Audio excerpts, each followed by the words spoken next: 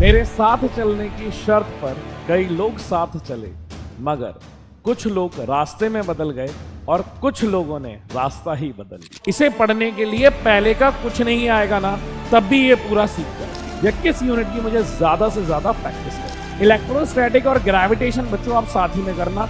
यहाँ पे मैं आपसे ये कहूंगा कि यू हैव एन ऑप्शन कि अगर आपके पास समय बचा हुआ है, 15 चैप्टर करके गया हूं, पर उन 15 चैप्टर की प्रैक्टिस मैंने 30 बार करी है, तो आप सिलेक्शन ले जाओगे। मेरे साथ चलने की शर्त पर कई लोग साथ चले, मगर कुछ लोग रास्ते में बदल गए और कुछ लोगों ने रास्ता ही बदल लिया। नमस्कार बच्चों, वेलकम टू फिजिक्स वाला। स्वागत है आपका आपके प्यारे से चैनल पे। सबसे पहले तो यही पूछना चाहूंगा कि कैसे हो आप लोग और कैसी चल रही है आपकी तैयारी। सर वो सब तो ठीक है, आपने जब एंट्री ली तो बड़े शायराना अंदाज में ली, क्या बात है, कुछ कहना चाहते हो या बस बोलना चाह रहे थे? मैंने कहा नहीं नहीं नहीं, मैं कुछ बताना चाह रहा था आपको। जब हम बेटा सेशन की स्टार्टिंग करते हैं ना, तब तो हम कई सारे कस्में वादे खाते हैं। जब हम ये बोलते हैं कि नहीं सर, आप हमें जितना घंटे कहोगे हम उतने घंटे पढ़ाई करेंगे, आप हमें बिल्कुल जैसा बताओगे हम वैसा करते जाते हैं, तो हम जो शर्त रखते हैं ना स्टार्टिंग में, आप हर उस शर्त पे हाँ बोलते हो। और फिर जैसे ही धीरे धीरे आगे चलते जाते हैं, बैकलॉग्स हो जाते हैं, रिवीजन सही से नहीं हो पाता है, डीपीपीज नहीं लग पाती हैं, और वही चीजें पाइल्ड अप होकर के इतनी ज्यादा बढ़ जाती है कि हम फिर अपनी इस जर्नी में अलग अलग ऑल्टरनेटिव ढूंढने लगते हैं। तो मैं आपसे यही कहना चाहूंगा कि आपने जो एक सपना देखा था ना अपना एम्स का, वो सपना अगर हकीकत में बदलना है ना बच्चों, तो मेहनत करनी पड़ेगी। और मैं जानता हूं कि आपके लिए बाकी सारी चीजें स्मूथ है, आपके लिए एक सबसे बड़ी प्रॉब्लम या सबसे बड़ी समस्या वो फिजिक्स ही है, ये मैं बहुत अच्छे से जानता हूं, ठीक है। पर बेटा आप फिजिक्स को एक रिलेशनशिप की तरह लेकर के चलो।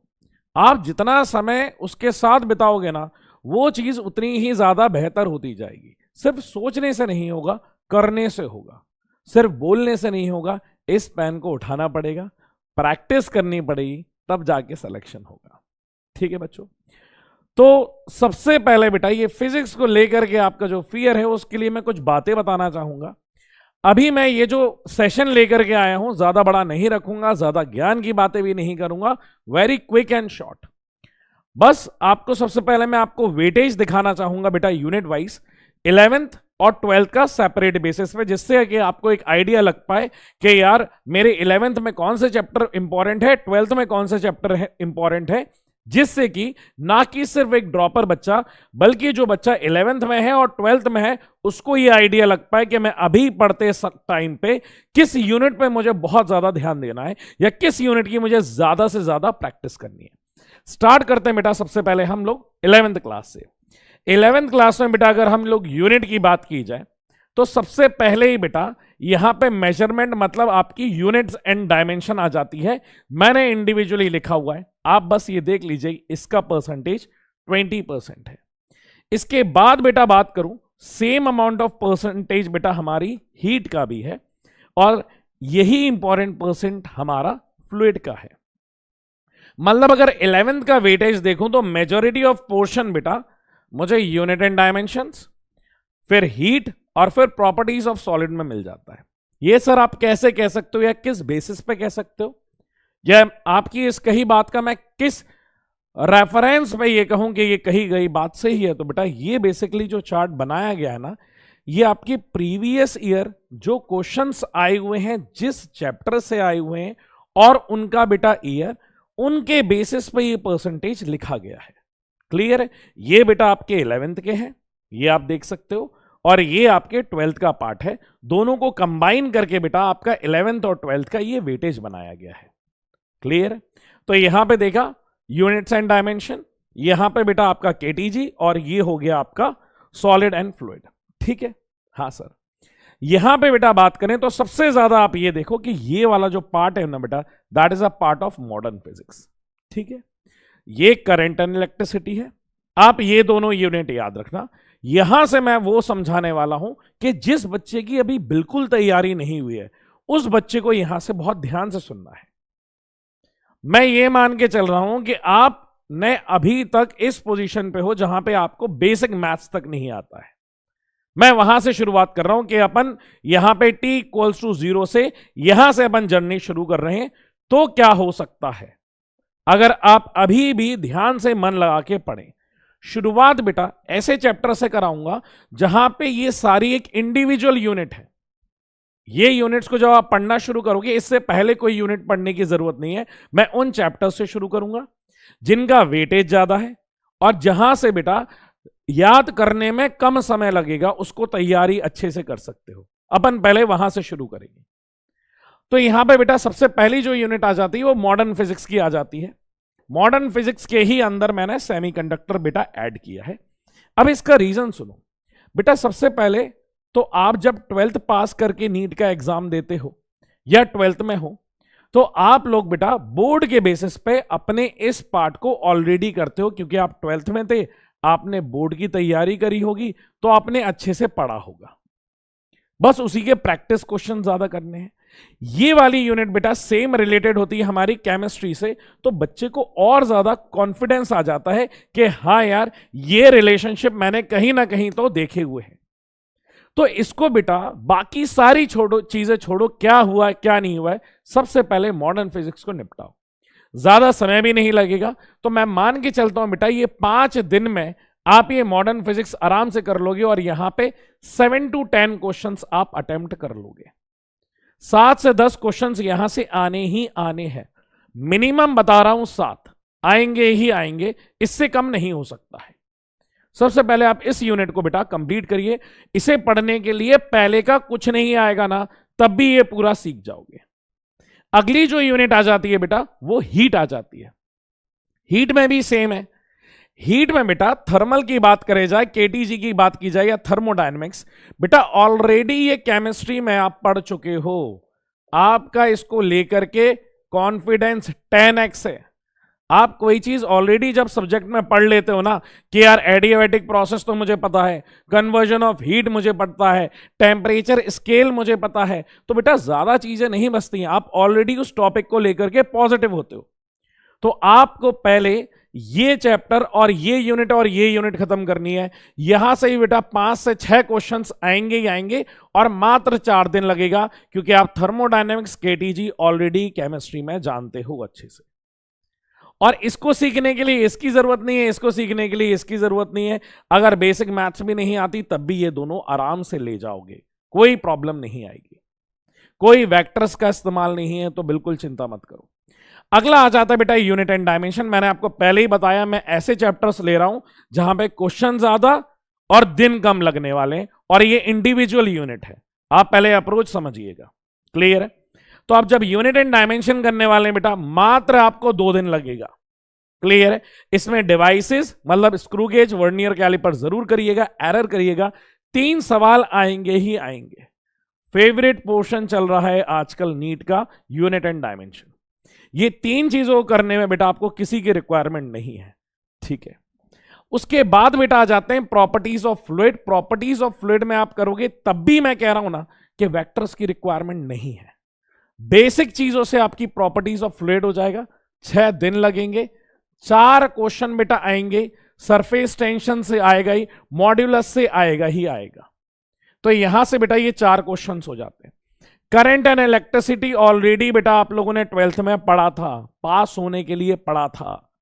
रेजिस्टेंस इक्विवेलेंट, और बेटा यहां पे आप पैरेलल और सीरीज सीखते हुए आ रहे हो। यहां पे बस थोड़ा टाइम देना पड़ेगा, इसलिए मैंने 4 दिन लिखे हुए हैं बेटा। और यहां से 3 से 4 क्वेश्चंस आराम से आ जाएंगे। यहां तक मैं आपको हर एक चैप्टर मैं एक यूनिट वाइज ले जा रहा हूं बेटा। आपको किसी और की जरूरत नहीं है, मैं बार बार रिपीट कर रहा हूं। अब जब इलेक्ट्रोस्टैटिक करोगे ना, यहां पे बेटा थोड़ी जरूरत पड़ेगी। इलेक्ट्रोस्टैटिक और ग्रेविटेशन बच्चों आप साथ ही में करना, बहुत जल्दी खत्म हो जाएगा। टोटल मैंने नंबर ऑफ डेज भी लिखे हुए हैं कि 8 दिन लगेंगे। 5 दिन लगेगा आपको इलेक्ट्रोस्टैटिक करने में और 3 दिन लगेगा आपको ग्रेविटेशन करने में। 5 से 7 क्वेश्चन पक्के हैं। मैं बेटा 1 से लेकर के अगर यहां 6 तक की बात करूं ना, तो इतने में ही सिर्फ यहां पे आपको थोड़ा जरूरत पड़ेगी बेसिक मैथ्स का। अगर मैं यहां तक बात करूं ना, सिर्फ फिफ्थ तक, आपको यहां तक पता, वेक्टर्स की भी जरूरत नहीं पड़ेगी और आप ऑलरेडी सारी चीजें सीख जाओगे। यहां तक आपके 90 मार्क्स पक्के हैं। क्लियर है? 90 मार्क्स मतलब 80 से 90 आप पांचवी जो चैप्टर है वहां तक ले आओगे। उसके आगे जब चलना होगा ना, यहां तक अगर छठवां आप यहां पे इस पॉइंट पे अगर बेटा आपको थोड़ा भी बेसिक मैथ्स और वेक्टर आता है तो बेटा यहां तक अगर आप कर लोगे तो 120 तक यही 6 चैप्टर आपको ला करके दे देंगे, या 6 यूनिट कहिए, ये ला करके दे देंगे आपको। पर यहां तक आपको बहुत अच्छे से करना है, इसमें फिर कोई लापरवाही नहीं चलेगी। क्लियर है? अगर यहां पे बेटा बेसिक मैथ सीखने के बाद ये क्या लिखा हुआ है इसमें वापस आऊंगा, पहले मैं यहां की बात करना चाहूंगा। बेटा ये जो 2 यूनिट है ना, ऑप्टिक्स, जिसमें 10 से 12 दिन लगेंगे, क्योंकि यहां पे बेटा नंबर ऑफ डेज ऑप्टिक्स में ज्यादा लग जाते हैं, क्योंकि रे ऑप्टिक्स और वेव ऑप्टिक्स दोनों है। तो मैं आपको एक ऑप्शन दूंगा कि चाहे तो देखो यहां तक आप 100 तक, 100 से 110 तक आप स्कोर कर चुके हो। यहां पे मैं आपसे यह कहूंगा कि यू हैव एन ऑप्शन कि अगर आपके पास समय बचा हुआ है, तो आप या तो ये करिए या तो ये करिए। बेटा आप एक चीज समझो कि आपको जब आप पेपर देने जाओगे ना, तो क्या चाहिए है पेपर में, ये नहीं चाहिए कि हमारे पास 30 चैप्टर है जिनकी प्रैक्टिस हमने एक बार करी है, तो कोई नया सवाल आएगा ना, उसके सही होने के चांसेस कम है। पर अगर आप इस बात को समझ लोगे कि मैं 15 चैप्टर करके गया हूं, पर उन 15 चैप्टर की प्रैक्टिस मैंने 30 बार करी है, तो आप सिलेक्शन ले जाओगे। आपका सिलेक्शन बेटा कोई भी न्यू कंटेंट से नहीं होगा। आपका जो सिलेक्शन होगा ना बेटा, आपका सिलेक्शन आपके नंबर ऑफ रिवीजन से होता है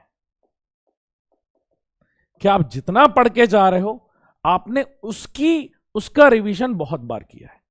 तो पहले तो मैं यही कहूंगा कि आप यहां तक n नंबर ऑफ रिवीजन्स कर लो। जब आपको सारे के सारे पीवाईक्यूज, सारे के सारे बेटा जितने भी आए हुए क्वेश्चंस हैं, डीपीपीज हैं या शीट आप जहां से भी पढ़ रहे हो, जब ये पूरा कंप्लीट हो जाए, then you can shift on this. ये यहां से जब जाओगे तो ये आपको 150 तक ले जाने वाले हैं ये नंबर। या तो आप ये यूनिट करिए या तो आप ये यूनिट करिए। क्लियर है? आप इस तरीके से समझ सकते हैं। और इसके अलावा बेटा यहां पे मैंने जो टॉपिक्स लिखे, वो आप पहले ही कि इन टॉपिक्स को 11th में हम छोड़े बिना नहीं जा सकते हैं। जैसे बेटा मोशन इन अ प्लेन में, क्योंकि शुरुआत हम यहीं से करते हैं, तब तो हमारे पास एनर्जी बहुत होती है, हमारे अंदर जज्बा बहुत होता है कि नहीं यार इस बार तो हम निकाल के लाएंगे। उस टाइम पे हम घायल शेर होते हैं। तो प्रोजेक्टाइल मोशन और सर्कुलर मोशन तो बहुत इंटेंसिटी से करते हैं, तो बेटा ये जरूर पढ़ के जाइएगा। एनएलएम में बात करूं तो बेटा फ्रिक्शन, सीडो फोर्स और कंस्ट्रेंट से आता ही आता सवाल है। डब्ल्यूपी में बेटा परसेंटेज चेंज, किसके काइनेटिक एनर्जी और मोमेंटम वाले जो सवाल हैं वो, और वर्क एनर्जी थ्योरम जरूर करके जाइएगा। सेंटर ऑफ मास में वेरिएबल मास, जहां पे रॉकेट प्रोपल्शन और कोलिजन पढ़ के जाइएगा। रोटेशन में बेटा perpendicular axis theorem, parallel axis theorem, moment of inertia की, टॉर्क, एंगुलर मोमेंटम। इसके अलावा नहीं पूछेगा। रोलिंग हट गई है यार, यहां से इतना बड़ा टॉपिक है वो वहां से हटा दिया है। तो आप बेटा इतनी चीजें भी कर लोगे, आप सोचो ना कितनी ब्यूटीफुल चीज है कि 5 तक अगर आपको कुछ भी नहीं आता है ना, तब भी यहां पे आप 80 से 90 कर ले जाओगे। आपको बस थोड़ा यहां पे वेक्टर बेसिक मैथ्स तो ये निकाल ले जाओगे, और उसके बाद आप ये दोनों में बेटा ऑप्शन ले सकते हो। और यही सीक्वेंस मैं चाहूंगा कि जब भी आप पढ़ने बैठे या जब भी आप रिवीजन करने बैठे, तब इसी सीक्वेंस को फॉलो करें कि जब पेपर देने जा रहे हैं तो मॉडर्न फिजिक्स सबसे बढ़िया होना चाहिए, फिर हीट बढ़िया होना चाहिए। मतलब इसी सीक्वेंस में आपका रिवीजन का ऑर्डर चले कि मॉडर्न फिजिक्स का तो 10 बार रिवीजन कर लिया है सब चीज का, तो यही सीक्वेंस भी बेटा आपका रिवीजन का चलना चाहिए। आप लोगों के लिए सबसे ज्यादा इंपॉर्टेंट है बेटा नोट्स आपको बनाने हैं, आपको पढ़ने हैं, उनका रिवीजन रोज करना है। आपको बेटा प्रैक्टिस क्वेश्चंस रोज करने हैं, आपको डीपीपीज रोज करनी है। तो इतना तो बच्चों आप लोग को करना ही पड़ेगा, पीवाईक्यूज फिंगर टिप पे होना चाहिए आपको, प्लस एनसीईआरटी क्वेश्चन, उसके क्वेश्चन नॉट थ्योरी, और एनसीईआरटी भी लिमिटेड, सोच के यार इतनी जरूरी है। अभी भी कर सकते हो, देर नहीं हुई है। अभी भी बेटा अगर बाकी सब्जेक्ट आपके प्रॉपर चल रहे हैं, आप इस बेसिस पे कोशिश करो ना यार। आपको पता है कि जब ओलंपिक की रेस होती है ना, तो वहां पे भी आप जब रेस कंप्लीट कर लेते हो ना, तब आपको पॉइंट मिलता है। अगर आप रेस के बीच में अगर छोड़ दोगे ना, तो आपको वहां से डिस्क्वालीफाई कर देता है, नेगेटिव मार्क मिलते हैं। हमने जब किसी चीज की शुरुआत उस इंटेंसिटी से करी थी, हर बच्चा शुरुआत करने वाला है, मैंने बार बार कह रहा हूं, डिफरेंस वहां से आएगा कि जो इसको अच्छे से फिनिश लाइन तक ले जाने वाला है।